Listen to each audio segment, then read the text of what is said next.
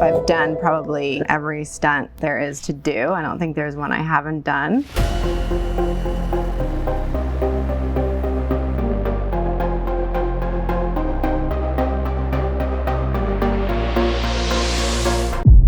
Do you mind talking about Hollywood? How is it so hidden? And Corey Feldman has been saying this forever. My story is my story. It's a horrific story, but I don't want to get on stage and constantly talk about that.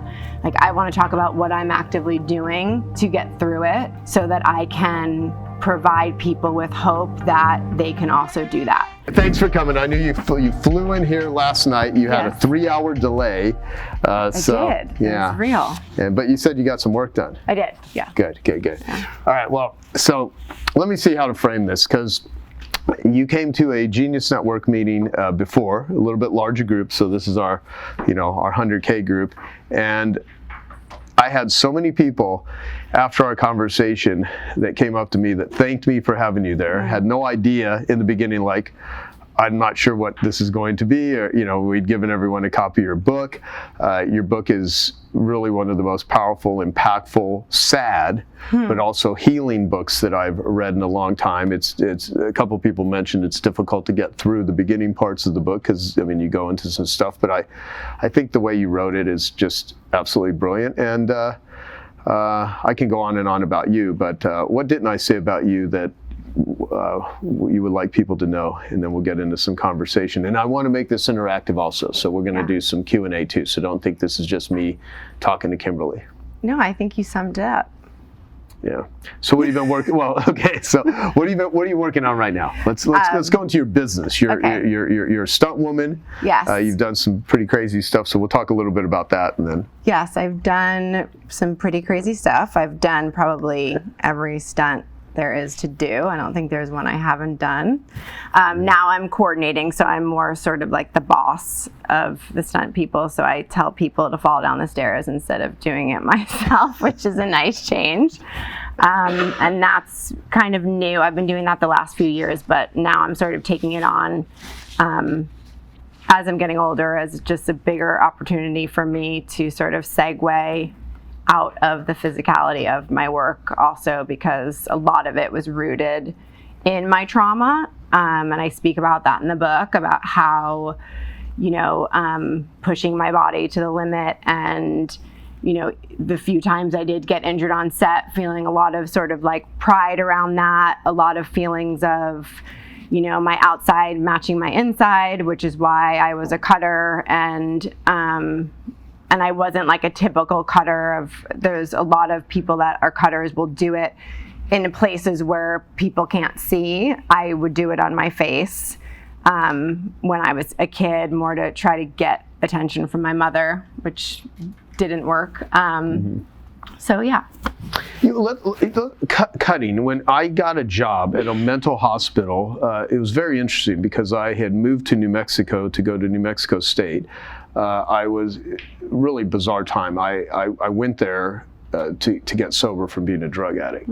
And when I first got there, I lived in a trailer for 2 years with my father, just because it was the weirdest time of my life. I didn't have any girlfriends. I didn't, it was just really difficult. I was so messed up from the drug addiction, and I ended up getting a job working at a health club, and I sold gym memberships, and it was the first time in my life that I started actually exercising and working out, and it completely had a physical transformation on me. And then about a year into that job, a guy that worked out there ran a mental hospital and offered me a job as a mental health tech to go to the hospital. And so I would have certain nights, it was a lot of night work, and I would, there was the adolescent ward, there was the adult ward. One of the jobs that I did was I would drive the people that were there for addiction to AA meetings, NA meetings, Narcotics Anonymous, and then CA meetings, Cocaine Anonymous.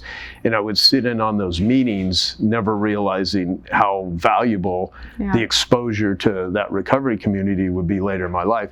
And there were several people there that were cutters, and we would have, in the charts, we'd have to hide any sharp objects from them. And I always found like cutting, when I would listen to them talk, is like a form of addiction, and they just were trapped in a vessel they didn't want to be in, and they were trying to hurt themselves because of the shame, but there was other reasons too. And I'm just curious, like what causes someone to cut? Because I think the final form of that would be like a form of suicide. Yeah. Right. So what is that? What is going on? And when you were cutting, you were trying to get attention. It was a plea for help. But was it self-hatred, or what do you think it was? I never felt self-hatred around that for me, but it doesn't mean that I wasn't feeling it. It's just I don't connect with that really. Since and a lot of the things that happened to me are not in my book because they were very graphic, and it was not something that I felt was necessary to share in order to share my story. But from a very young age, I was abused by my maternal grandfather, my mom's father, who it was a generational thing, and he abused all of his children, and who knows before that, and then all of me and my siblings. But he used to carry a knife, and he used to cut me. And that was, I believe, used as a fear to scare me into not telling anybody. So I have scars on my body from him.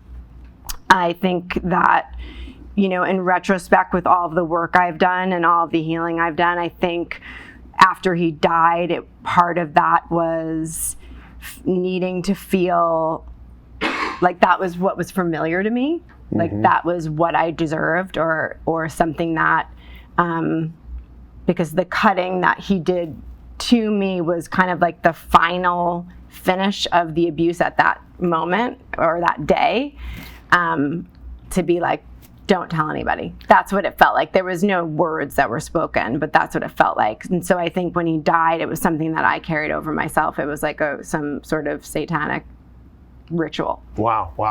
So so for context for people that don't know and have not read your book, so you were abused from the age of 3 years old to 11 when your grandfather died. He was really revered. He was a successful person. He had, I guess, high status in the community, and he gave you herpes when you were 8 years old. No one noticed. Why they didn't notice, we can go into that. Well, they did notice. My mother did take me to the doctor, but when the doctor said, this is what she has, she immediately took me out of the office, and I was never treated for it. Yeah. So did the cutting start early on, if you can remember, or was it more towards the end as you gotten older and you're at the place where you could actually communicate and you could verbalize more? When did that manipulation start? Probably around 6. Around 6, yeah. So do you mind talking about Hollywood? No. Okay. So there, as we're doing this interview, it's all over the news with P. Diddy and everything. All the, who I think has just got to be a raging sex addict, and who the hell knows, and just the, and then you go back to Epstein and all, starting with Me Too movement with Harvey Weinstein, and what is it about that world that attracts so much of this hidden, manipulative, sociopathic, narcissistic behavior, and people get away with it for so long? How is it so hidden? And it's not hidden. Money, power. Money and power. And, I think it's for the children, and Corey Feldman has been saying this forever, and he was kind of deemed as a crazy person when he was outwardly speaking about the pedophilia that was happening through Hollywood. And it's interesting because all of them, they're just like crazy Disney kids, but actually they're traumatized kids that were raised by traumatized parents who get into this, mode of, I want my kid to be famous, and throw them out to the wolves and let them be alone with, with Michael Jackson, and which is, for me so difficult because I'm close friends with the two men that were abused by him, and I've done interviews with them, and everyone still plays his music and pretends like. Well, and there's more of a movement now that he was innocent, right? You've seen that kind of trend, right? Which I don't like. What do I know, right? Other than it's like, how does a person on the outside make sense of what is true and what isn't? I think if you watch Finding Neverland and you can walk out of that saying that this didn't happen to those guys, then you're insane. Because their stories, and they didn't even know each other as kids when they were going through the same thing with Michael. And their stories were exactly the same. Yeah. Like what he did to them, their stories lined up perfectly. And what person is going to put themselves through that? You know, like me, you know, after my book came out, during the writing of it, and then after my entire family alienated me, thankfully, it was a gift. But, you know, calling me a liar, which is ironic because my grandfather left many confession letters that were found after he died. And everyone is very aware that the abuse happened, but, you know, speaking about it outwardly, my family, you know, especially my sisters were like, well, Kim can just keep lying. And I don't know anybody that would put themselves through going out into the world and saying your darkest, most terrifying secrets for fun. Right. Yeah. I mean, just doesn't add up. You know, oftentimes people will ask me, why do I do this sort of stuff? You know, why is it of interest to me? Why do I bring someone like you or Gabor Mate or like Marilyn Murray, who you know wrote Prisoner from Another War, who I introduced you to recently, 87-year-old who was at the last 100K meeting, who was, you know, raped as a child by, you know, several military men, and then became the first woman to do support groups in Arizona, and then she created the trauma egg, which is used by a lot of therapists throughout the world for trauma healing. And she also was the first woman to do 8 years of pro bono work in prisons with, you know, rapists and sex offenders and child molesters, trying to get to the, you know, with the core, of course, trying to stop abuse, right? So, and the way, part of the reason I do this is, you know, having the sexual and physical abuse I had as a kid, I really have empathy for people that have been through that. I mean, I understand how it can, if you don't deal with it, if you don't address it, if you don't take steps to heal it, it just dominates your life in a very painful way. And I see so much of that happening with narcissistic leaders in the world. You know, Fauci being one of them, probably Bill Gates, and a lot of these tyrants. And what I'd mentioned when I interviewed Bobby Kennedy at my annual event last year, you know, I said, you know, they raped people with needles when you do forced mandates. And I said, you know, pharma rapes. I mean, we're like literally this, to me, when you take something without consent, that is a form of rape. And I think it just bleeds so much in all these different areas. And I think it's just this global trauma. And is Stephen Kotler in the room? I don't know if Stephen's in here. So I was having a conversation with him, and he has this whole thing where he's like, you know, so many people are just using trauma as a way to, you know, what, and I can't speak for him, but like his perspective, from my understanding, was to gain sympathy and to do stuff. And we had talked about on our last interview, woundology, where someone is wounded, they're hurt, and that becomes their identity, and they tell this constant story. And frankly, there's a lot of personal development people that manufacture these difficult stories so that they can, you know, use it as a way to manipulate and get rapport with people. So what is the, I guess, healthy healing way of looking at your trauma versus how is the trauma and which is so important? I mean, I'm really happy that there's so much conversation and that people like Gabor are out here doing what they're doing. Ramani Devasala, both, that's how we met each other, through Ramani. You know, this brilliant woman, they're just saving lives. I mean, they're helping so many people, but there's also a lot of people that are also using it to manipulate. And those are the same people that are the abusers, the manipulators. Yes. So how do you make sense of what's real and what isn't, what's healthy, what's not? I mean, it's a complicated question, I know, but I think if you've been traumatized, it's very easy to know what's real and what isn't if you've done work on yourself, for sure.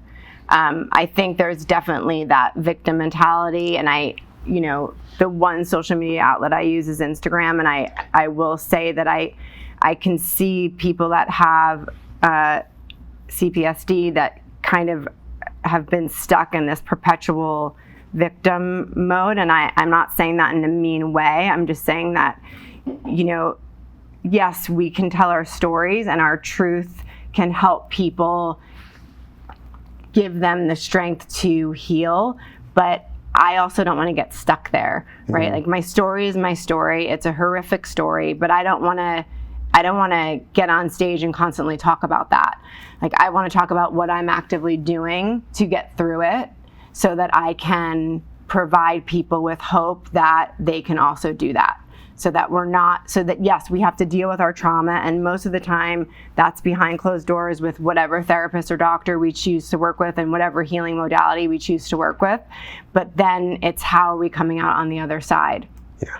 To give people hope, because so many people are in so much pain, and incest is rampant in our country, like rampant. It is. And most of the people never get through it or heal from it because they're still in relationship with a family member that has abused them, and they don't see a way out. And I want to be a mouthpiece to let them know that there is a way out.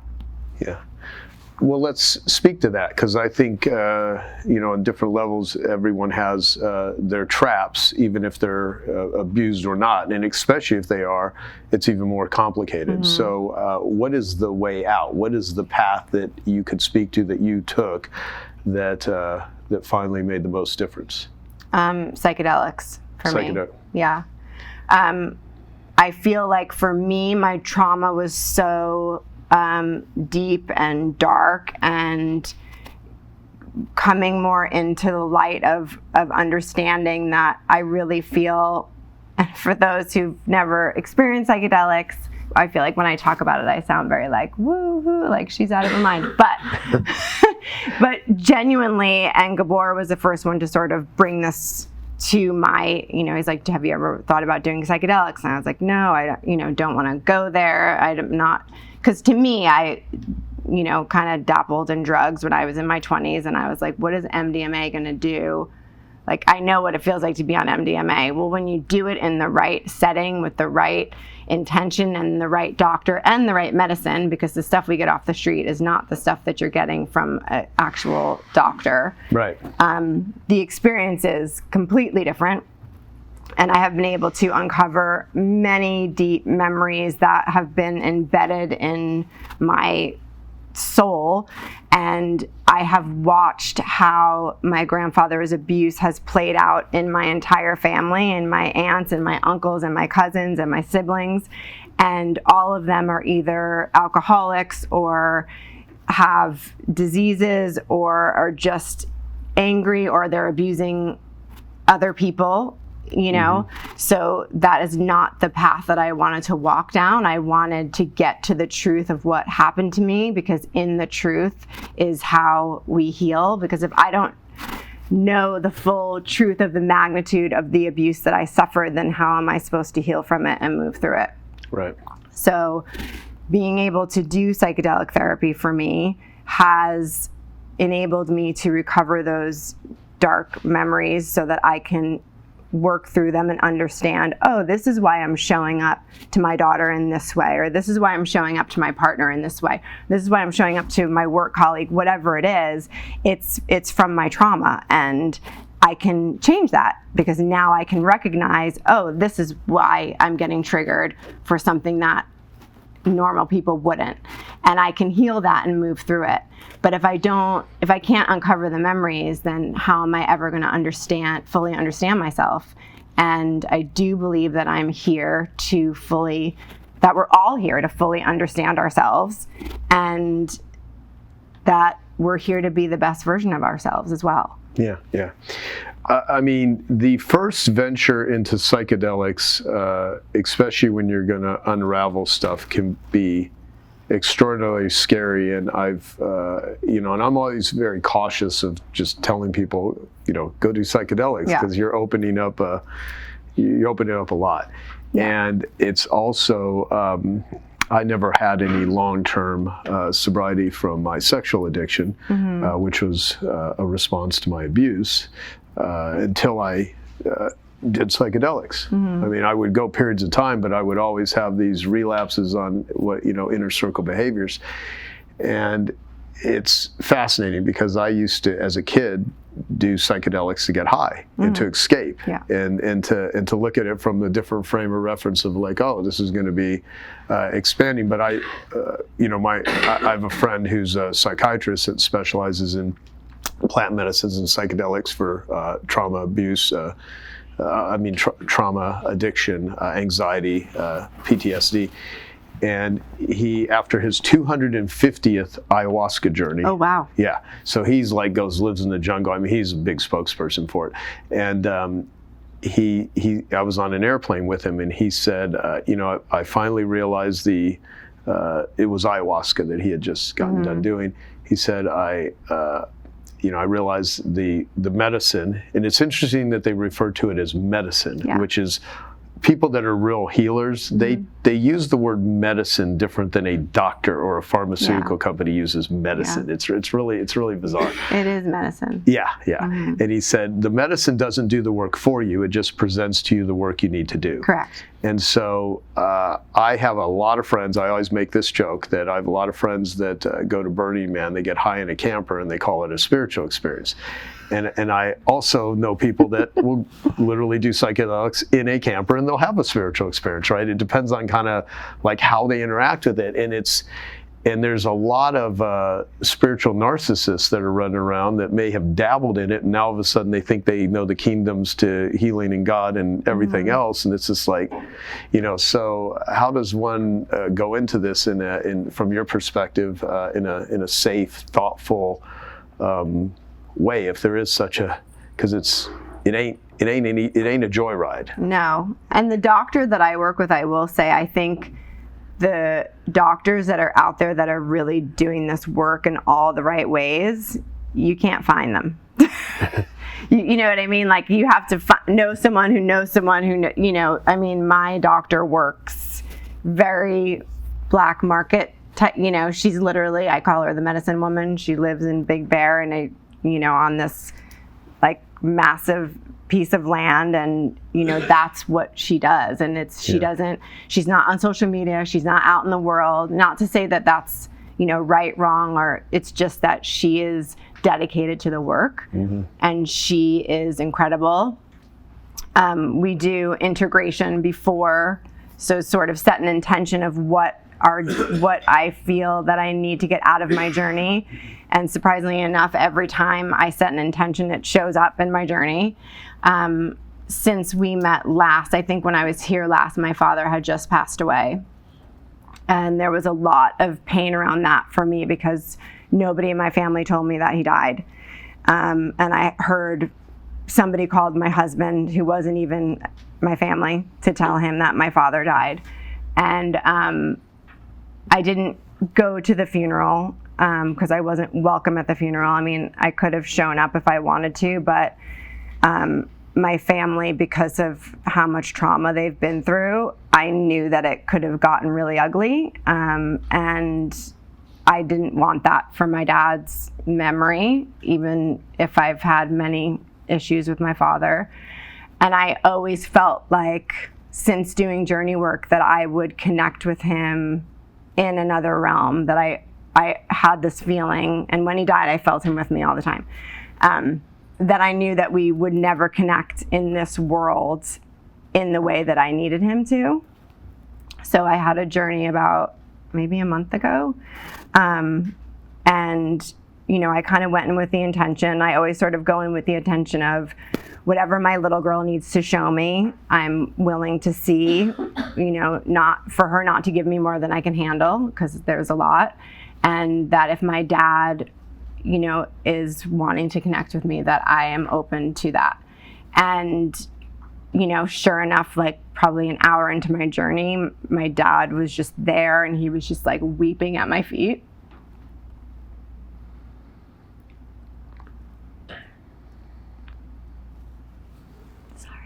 No, it's okay. And it was the most beautiful thing. And he just, my dad was an alcoholic, and he was in Vietnam at 18, and he was a minesweeper. And so I kept getting these flashes of him in Nam, and like his friends blowing up in front of him. And he was kind of showing me how like he just lived in this war zone. And then he married my mom at 22, and my mom was obviously came from parents she came from who were extremely abusive, and they had us. And my dad said, I never saw your grandfather do anything to you, but I definitely ignored every sign, and I'm sorry. And you know, my little girl was there, and she just like crawled in his lap and thank you. Oh, thank you. And it was just this beautiful moment. And I just, you know, when I came out of it all, it was like, yeah, I didn't need to go to my dad's funeral. I didn't need to do any of that, because all of that doesn't matter. Like, this is what matters. Like, the connection I was able to have with my dad that I wish that every one of my family members could have, because I know it would change their life. I can be at peace with my father, because I know that he couldn't give me what I needed in this life. And now I know that he can genuinely see it for what it was, and that he's sorry. Hey, I hope you're enjoying this video, and I want to let you know that I have a new book that's come out, and if you'd like to get it absolutely free, there's a link below in the description, or you can wait till the end of this video, or you can simply go to joesfreebook.com and you can get a copy there. That is one of the, I guess, benefits, and I'm not saying that like, I've never been able to predict a medicine journey. Like shit happens, that things occur. I don't know if it's, for instance, the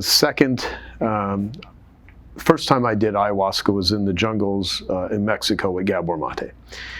And the second night, the second journey, it was a week, but during that period of time, we did it 3 times.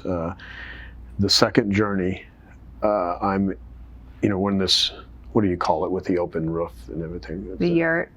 Sort of, yeah, with several people around. Was he facilitating, or was he also? No, he was participating and facilitating the group discussions, but there was a couple of other people that were facilitating with him. So, but no, he was doing it with us. And so,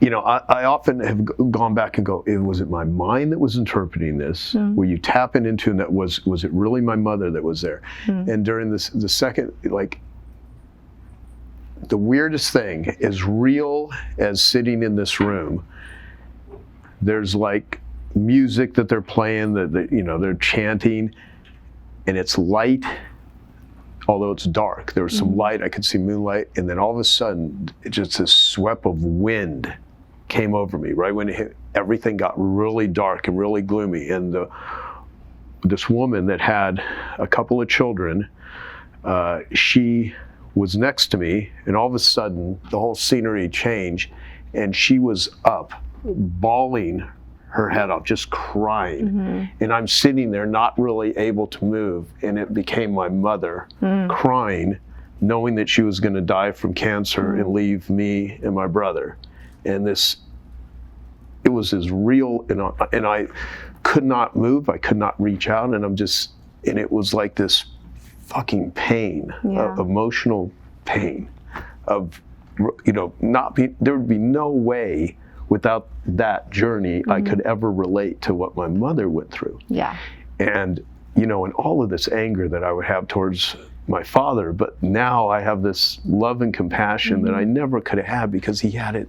His life was so hard. He wasn't great in so many ways, but he loved us as much as he could. His consciousness and his own struggle and his own suffering, and it really is a gift. It is. To give yourself that, and even people that, you don't have to be traumatized. It's just, there's a certain thing you just never get in touch with. Now, there's other ways, obviously, to reach that. Both of us have done a lot of different forms of healing the best way we know how, but I'll tell you, that moves things very quickly. And I mean, it very quickly, and it was, and it just completely changed my whole perspective of death and relationships. And I mean, what plant medicines have really done is, there's some people that I perceive badly betrayed me from their own perspective. They were doing what, you know, they thought was the best thing to do, and they didn't view what they were doing to me as like betrayal, but it was. and the ability to even make sense of that and to try to, hold space. I mean, I have literally been in medicine journeys dialoguing with abusers. And that's a hard one. Yeah. And it's not all there. I never pretend like, oh, I'm complete. Yeah. No, it's just, this is just a way of doing life. But I'll tell you, almost every person that I've ever met that has not dealt with their abuse, the entire family unit is all fucked up, except the ones that do the sort of healing. Yeah. And successful people, successful families with lots of money and a lot of outwardly success, and you get behind the scene, and we have these conversations all the time now because we kind of put this out there. They're all fucked up until someone steps up and says, no, we gotta, we're gonna do some generational healing here. And so you weren't invited to your father's funeral because of your book, I imagine, or because of you basically opening up about what happened, and the rest of the family, or at least maybe not all, but most of them being in denial or just ignoring it or not doing the healing. Is that what's going on? I mean, I'm sure if you asked them, they would have quite a different feel as to why we don't speak, but Right. it was kind of happened one at a time. I got my book deal because I think when originally 15 years ago I was writing a book with my whole family. We were all writing it. My sisters, my mother, my aunt, like we were all writing this book, and it was more of a just like a therapeutic way of us getting our feelings out, but it wasn't really healthy because it was cross-generational. So I don't really think, everyone sort of put themselves in the same boat instead of, my mom really never took responsibility for her, what she contributed to how badly I was hurt. So when I got my book deal, my first sister, I told her, I said, look, I got a book deal. And I think everyone was like, oh, it's so cute, Kim's going to write a book. And then I was like, no, HarperCollins bought it and Cameron Diaz is writing the foreword. And so I think that was terrifying. And that, I told my sister that was that like 6 years ago, and then immediately haven't talked to her since. And her and I suffered similar things because we're the closest in age. And then my younger sister said I was going to ruin all of the kids' lives coming into the world, like all of our children, which I feel quite the opposite about. And so she was the next one. And the more healing I did, the more difficult it became for me to be in relationship with my family. So the things that my family would do, the way that they move through the world, became more and more unattractive to me, and more was I getting further away from it. And that really started happening with my psychedelic work. So for me, it was like I started really, and Ramani helped me with this so much, like looking at the whole family system, because for so long I just looked at my grandfather like, okay, he did these awful things to us, and so I hate him, and my grandmother was just as bad, and really, I had so many adults around me. My mom's one of 6, and my dad's one of 5, and they were all there. Like my abuse happened on, probably 3-4 times a week, but like Christmas and Easter, all the holidays, like my family was in the house. This wasn't something that was hidden or like that he tried to even hide. So for me to have to sit back and look at the whole family system and how my mother failed me and my father failed me and my aunts and my uncles and everybody, and for me to really sit with that and be honest with that and be honest about it, and when nobody's willing to take responsibility for their part in it, I could no longer, it's like banging your head up against a wall trying to convince people, like we can heal, we can do this thing, and everyone's just like, no, we get it. My family's very much like, no, we know it happened, but like we're moving on, but you're not moving on. Right. So as a parent now, your daughter's 10, okay, and your husband, cool guy, such a great guy. He was here at the last time, and this is the first time he actually ever saw you do like a live sort of. Yeah, which was really intense because somebody asked him a question and he started crying, which he doesn't often cry. And I was like, oh, somebody asked my husband, how are you doing? And he just broke down. And I was like, oh shit, I really, I haven't been taking it, not that you get so caught up in your own stuff. And I was so caught up in writing my book and all the things that I didn't realize how much it was like heavy on his shoulders. And, it's been a lot for him as well. Right. So what are you hoping that your story does, this event you're doing with Gabor? What are you hoping that it does? Where would you like to see this go? Because now that you've been very open about this, but I think in a very thoughtful way. I mean, I've had, countless conversations with people that are in trauma, and I think the way you're approaching it is, you don't sugarcoat things, but you're very good and thoughtful about how you address things. You're not doing it to garner, you don't write in a scandalous way. It's not like clickbaity. It's just, here's my life. I mean, I know you put a lot into how you address it and how you want to bring stuff to people. What are you hoping for? Because the path I want to go down is give some recommendations for people here, not only for themselves, but for their families. Yeah. And how so what are you hoping comes out of, if you could, 5-10 years from now, if you could look back and be like, man, I'm glad I wrote this book. I'm glad I started sharing this healing work I'm doing. What do you hope happens?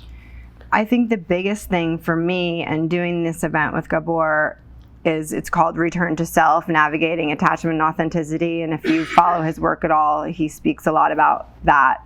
And that is, the attachment that you have when you come into the world, or you're supposed to have the healthy attachment with your parents, your grandparents, the people that are supposed to love you and keep you safe and protected. And if you don't have that, what does that look like when you start dealing with that? If you don't have that healthy attachment, which I didn't to any adult in my life. And what do you then choose? Being attached, having the attachment and not being able to be authentic, or being authentic and losing the attachment.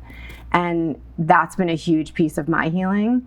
And, I get so many messages from so many people who have been abused by their father or their uncle or their, brother, and they're struggling so much and they don't feel like they have a way out, because I don't think that they can see themselves not having a relationship with their parents, or whoever it is in their family.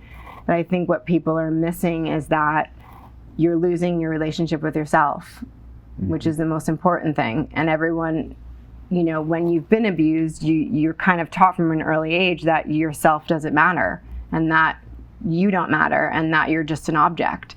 And that kind of spills out into our adulthood. And so my biggest thing is I want to give people the words, the dialogue to start to, cut those ties so that they can get their power back, or, gain it for the first time ever. Mm-hmm. Yeah. Well, I think the thing that is the biggest joy for me is I got to a point where I was actively seeking how to deal with some of the destructiveness of my thoughts, my life, my depression, my anxiety. And so I was like seeking help.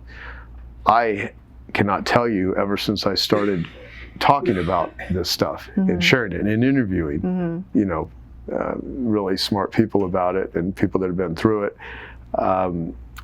that people will come up to me and be like, I never even looked at this part of my life until it's almost like they weren't looking for it. They just happened to stumble on, so I always hope that happens, like in a room like this, and it could be one person, right? But it's that when it opens it up, it does. The other is there's a lot of people that they're not, their lives are not dominated by trauma. But they don't know how to deal with people that are, and they often have very difficult people in their lives. And they will oftentimes, think the people are just, jerks and don't want to help them. They'll be very dismissive. But if they understand the atmospheric conditions, as my friend Dr. Don Wood says, then, it makes more sense for them. So my question is,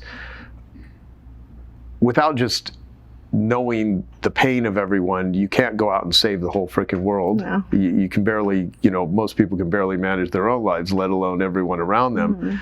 So if you have team members, family members that are really struggling, that are really suffering, what is your perspective on healthy and unhealthy ways to try to help them? Because if you did a phone call with every person that's sending you a direct message on Instagram, sharing, because unfortunately when you open yourself up like this, you get people that are so broken. Yeah.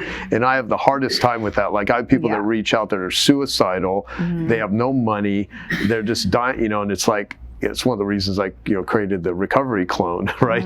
It's like, how do you have all these conversations with people? So how do you, what advice would you give for, here's healthy boundaries and unhealthy boundaries as it relates to all the pain and suffering with people around you? Because people got to do their own work too. Yeah, the short answer is you can't help everybody. And I learned that even with my family. And I think writing a book, doing an event, speaking, that's, quote unquote, my gift that I'm giving, because the messages are real, and it's hard, and it's hard not to answer every single one, because there's that part of me that is like wants to help and heal all the people. But you can't do it for anybody. They have to do it for themselves. So I think, I'll always defer to my book and say, this is why I wrote it. I wrote it for us. I wrote it for all the survivors out there, and also for all the people that are in relationship with people that have had things like this happen to them. Right. Because we can't, you'll lose yourself by doing that for everybody. Completely. And the bigger things, like, everyone here in this room is in a leadership position. Many have, dozens, and some have, several hundred employees and team members. And I always think of the line, who helps the helpers, right? When you're in a position of helping other people, and you're, in many cases, the top leader in, your company, what do you do when you're broken? Who do you go to? So how do you take care of yourself? Like, what do you currently do that are in the same way that if you exercise and work out and eat well, for your own mental health, what are some of the things that you do on an ongoing basis that are just really beneficial for helping you stay centered? It could be therapy, it could be ongoing medicine journeys, it could be meditation. I mean, it could be something that I don't even know what it is. What are some of the things you do? I mean, well, working out obviously has been a huge part of my life always, and I think that that's the start to our mental health, is just moving our bodies. Yeah. And honestly, getting away from my family was a huge step for me to help heal my inner child, and I do a lot of inner child work. And I think if your inner child is around people where they don't feel safe with, then you're never going to be able to take that next step to healing. Can you explain inner child work? Because I've done my fair share of inner child work, but for someone that's never done, how many of you, I'm just curious, how many of you don't know what inner child work is? Don't really know what that means? Okay, yeah, could you define it? So, well, I mean, I kind of take it. I mean, I've done therapy with Dr. Schwartz. Like, he's my therapist. When I'm in a jam, I'll be like, can we get on the phone? He's the founder of IFS, Internal Family Systems, and Gabor. Obviously, I've become very lucky with my book, and I, can call Gabor or Dr. Ramani. And for me, inner child work is, and sort of how Dr. Schwartz explains it, is that when something traumatic happens to us in our childhood, and obviously all of our traumas are different, some are bigger than others, big T, small t, that we sort of get stuck in that age, right? So when my abuse was happening at 3, at 4, at 5, I had gotten stuck in that age. So before I started really doing work on myself, I would react to situations as a 7-year-old or as an 8-year-old, or because that's where I had gotten stuck, and I hadn't dealt or gone through the therapy or the work to sort of uncover what that looks like. So, now that I feel connected with my inner child, and I talk about this in the book, like I used to see pictures of her, of my child self, and just feel so angry at her. Like I didn't understand why she didn't tell, why she didn't fight harder, why she didn't do something. And now that I have so many memories, more than now I can't actually say this to her because she'll get upset about it. More memories than I would necessarily like to have. I know now that she is the very reason why I'm here, and that she fought for our lives. And in order for her to feel safe, the biggest thing that I learned is that every time I was around my mother, because my mother had walked in on many occasions and saw what was happening to me, and because of many things, but mainly the grooming that my grandfather had done with her through the years, he would tell her to leave and she would, that my inner child, as a 3-year-old, saw that happen between my grandfather and my mother. And so my mother became unsafe to me from a very young age. So having a relationship with my mother, my inner child never felt safe. Mm-hmm. So when I did release my mom from my life, everything shifted. Yeah. And that is the biggest part of the inner child work that I've done, was to acknowledge to her, you feel super unsafe with this woman. She's not willing to do the work.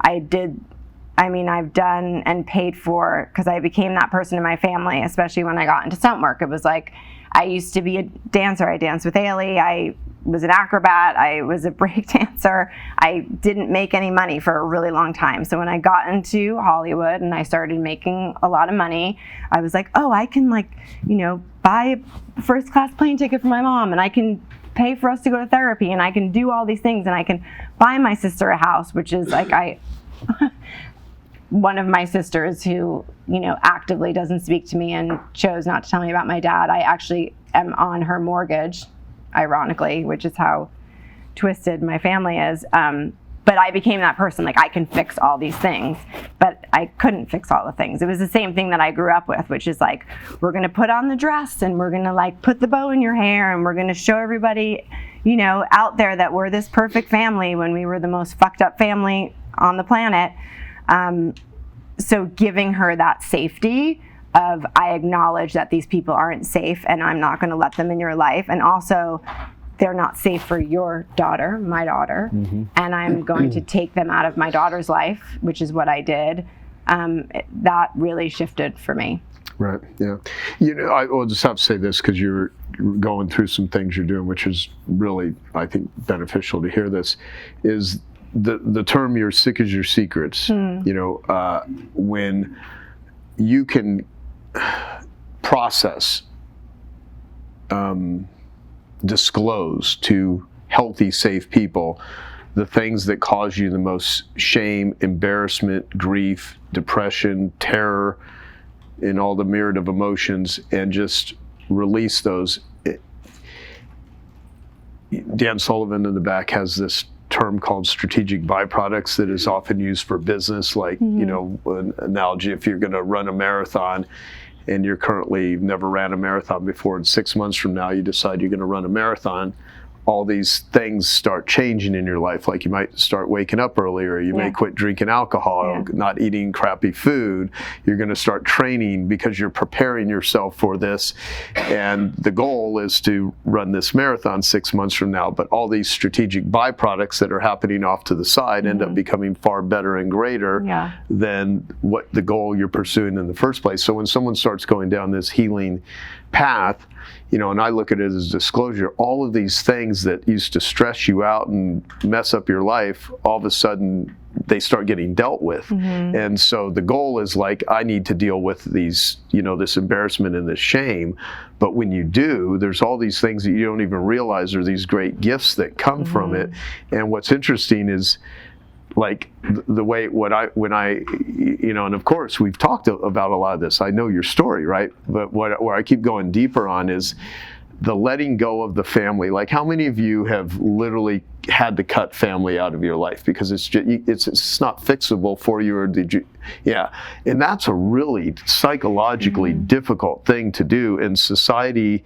You know, blood is thicker than water, which is like a shortened version of not the appropriate. It's really not. It's like so there's this belief that you gotta stay in these toxic freaking relationships, and it's reinforced. And so what I think a lot of your freedom didn't just come from the healing, but just cutting off all of this shit that was like a hook in you for your whole life until you could finally have enough strength to unhook it.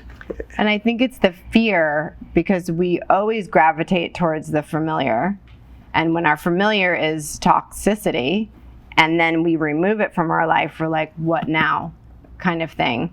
And so that can be really uncomfortable to sit through, but it's worth it to sit through. And I remember when I was writing my book, and my family was like everyone was kind of falling off, and Cameron and I were on a FaceTime call, and she said to me, Kim, I feel like because I met Cameron Diaz when I was, oh my God, we've been friends for almost 20 years now.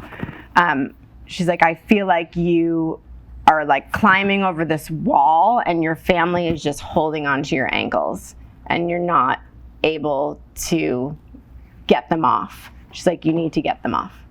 And it's a simple thing to say, but it's exactly what it was. It was like I was halfway over the wall, but I was allowing them to keep like tugging or pulling me back and pulling me into situations. And when you come from a family like this, the adrenaline that your family gets is from drama. So whatever, they create, whether, it seemed like in my family there was always some sort of catastrophe. And it wasn't the abuse, it was like some sort of other catastrophe. Everyone always had like some catastrophe happening. And I realized that they were creating it in order to feel the adrenaline that was associated with their pain. Yeah.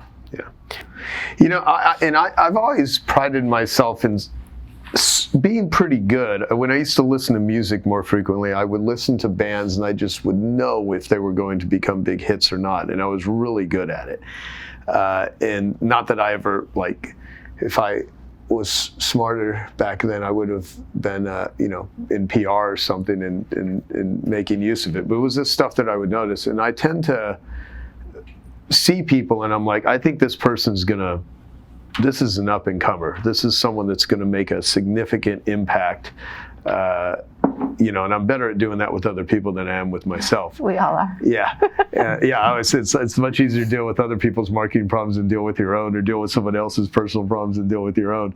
And, I see you as you already are. It's not like you're going to be. I mean, your book has been a real catalyst for a lot of people. And I love just helping to put your story out there, because I think, it's one of those things that I wish I would have heard this, 25 years ago.